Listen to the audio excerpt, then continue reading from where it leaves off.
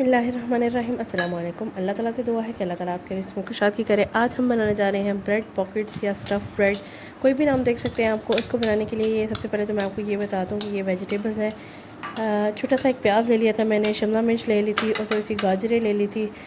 उसको मिक्स कर दिया मैंने। अच्छा, मायोनीज़ ऐड कर दी और थोड़ी सी केचप ऐड कर दी और साथ ही साथ थोड़ा सा बारबेक्यू सॉस ऐड कर दी, क्योंकि मिक्सचर थोड़ा है उस हिसाब से मैंने 1 टेबल स्पून मैंने 1 to 2 table spoon ketchup add की है, 1 to 2 टेबल स्पून ही मैंने मायोनीज़ ऐड किया है और 1 टेबल स्पून इसमें बारबेक्यू सॉस ऐड कर दिया। इसको ऐड करने के बाद मैंने इसकी मिक्सिंग कर ली है।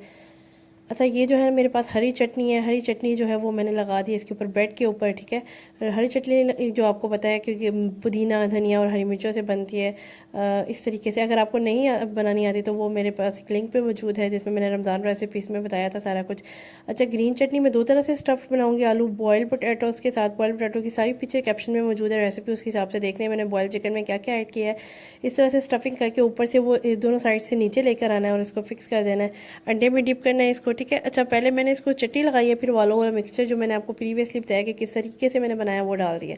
इसको पहले अंडे में डिप किया, उसके बाद मैंने इसको ब्रेड क्रम्स में डिप किया और इस तरह से ने इसकी शेप बिल्कुल ज़बरदस्ती बना दी है। जब इस तरह से आप अंडा लगाएंगे ना तो जो शेप में आप लाना चाहें ना आप इसको ले आएंगे, ठीक है। मैंने इसको थोड़ी सी ना वो लीफ टाइप शेप नहीं होती जैसे उस तरह की दी है, ठीक है। मैं 2 तरह से बना रही हूँ तो मैंने सोचा शेप भी दोनों की तरह थोड़ी सी डिफरेंट कर देती हूँ, तो उसी हिसाब से ना मैंने इस तरह कर दी थी। आलू की थोड़ी सी आलू वाला मिक्सचर जो मैंने इसमें डाला है उसकी शेप जो मैंने उसमें लीफ टाइप कर दी थी, और दूसरा वाला जो है ना वो इस तरीके से मैं दूसरा बताऊंगी आपको कैसे किया। अच्छा, कोई कुछ फिक्स नहीं हो रहा तो आपने अंडा लगा लेना और उधर ऊपर ब्रेड क्रम्स लगा लेते हैं तो इजीली फिक्स हो जाएगा, ये खुलेगा भी नहीं।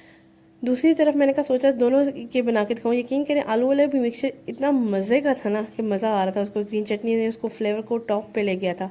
इस तरीके से मैंने मायोनीज़ लगा दी अच्छे तरीके से। मायोनीज़ लगाने के बाद अच्छा चिकन जो है ना वो मैंने पास रेडीमेड चिकन था, जो चंक्स नहीं होते वो मैंने ले लिए थे। आप कोई भी चिकन बना सकते हैं, मेरे चैनल्स पे इतनी रेसिपीज़ चिकन की मौजूद है, उसमें से लेके वो भी आप बना सकते हैं। अच्छा, इस तरह से मैंने इस तरीके से किया, ऊपर से दोनों साइड्स को टर्न किया, उसके ऊपर इस तरह स्टिक अंदर की है। और साथ ही साथ आपने क्या करना है, बीच में से एक कट लगाना है।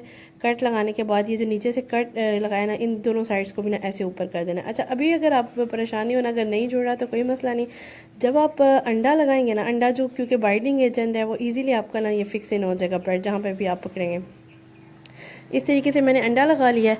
अंडा लगाने के बाद ना इसको ना अपने पास जब ब्रेड क्रम्स लगाएंगे ना तो आपने ना फटाफट से जो भी शेप देनी होगी ना तो आपने वो दे देनी है। अच्छा, इसका मैंने ये किया था कि चिकन और उसमें थोड़ा सा डिफरेंस लाने के लिए, क्योंकि मुझे पता चल जाएगा कि क्या चिकन वाला कौन सा है और आलू वाला मिक्सचर वाला कौन सा है, तो मैंने उसको थोड़ा सा डिफरेंट करने के लिए इसको थोड़ी सी ना गुलाई में शेप दे दी थी, ठीक है। अच्छा, अगर आप मेरे चैनल पर न्यू है तो सबसे पहले तो मेरे चैनल को लाइक शेयर सब्सक्राइब कर देते हैं, साथ साथ बेल आइकन को भी ज़रूर दबा दिया करें ताकि हर मज़े से मज़ेदार आने वाली वीडियो आपको मिल सके। अच्छा, इस तरीके से मैंने इसको ना गोल सा ना शेप बना लिया, थोड़ा सा डिफरेंस रखने के लिए फिर आपको बता रही हूँ। अच्छा, अगर आप सिर्फ एक ही तरह के बना रहे हैं तो बेशक आप सेम एक गोल सी शेप बना लें, अगर आपको क्योंकि गोल शेप बनाना ज़्यादा इजी है और वो इतना मुश्किल नहीं है, लेकिन आप इजीली हर शेप दे सकते हैं, कोई मुश्किल नहीं है इसको। अच्छा, इस तरह के मैंने शेप बनाई थी। इसको तकरीबन 5 से 7 मिनट मैंने इसको थोड़ा फ्रीज़र में रख दिया था थोड़ा सेट होने के लिए। उसके बाद मैंने फुल हीट अप किया ऑयल को और उसमें सारे जो है ना ये जो स्टफ़ ब्रेड है या ब्रेड पॉकेट्स हैं ये इसमें डाल दिए, ठीक है।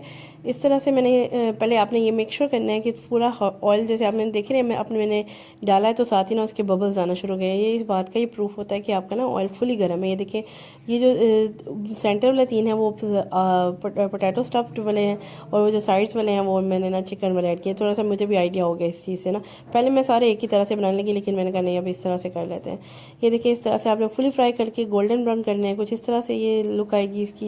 ये इतने मज़े के बनेंगे ना, क्विक रेसिपी। अच्छा, रेडीमेड चिकन हो, आलू भी फटाफट बॉयल हो जाते हैं। इस तरह से कर लिया करें, रेसिपीज़ बना लिया करें टी स्नैक्स पे जब कोई गेस्ट आ रहे हैं, इतना ईजी सा है ये। अच्छा, इस तरह से आज की मेरी रेसिपी कंप्लीट है। इतने मज़े के, इतने जूसी थे और आपने ज़रूर ट्राई करना है, मुझे फीडबैक देना है। नेक्स्ट इंशाल्लाह इससे भी मज़ेदार वीडियो लेकर हाजिर होंगी। अच्छा, आलू वाला मैंने गलती की, मुझे खोलना भी याद नहीं रहा। वो इतनी ज़बरदस्त लुक आ रही थी ना, वो ग्रीन ग्रीन सी और अंदर से वो स्टफ्ड वाली पोटैटो वाली बहुत ज़बरदस्त लुक आ रही थी। और आज की रेसिपी के लिए मुझे ज़रूर फॉलो कीजिएगा और अपने फ्रेंड्स और फैमिली के साथ ज़रूर शेयर कीजिएगा। जो अच्छी रेसिपीज़ होती हैं उसको शेयर कर लिया करें या सेव कर लिया करें फॉर द नेक्स्ट टाइम, इससे पहले कि रेसिपी इधर उधर हो जाए। नेक्स्ट वीडियो तक के लिए अल्लाह हाफ़िज़।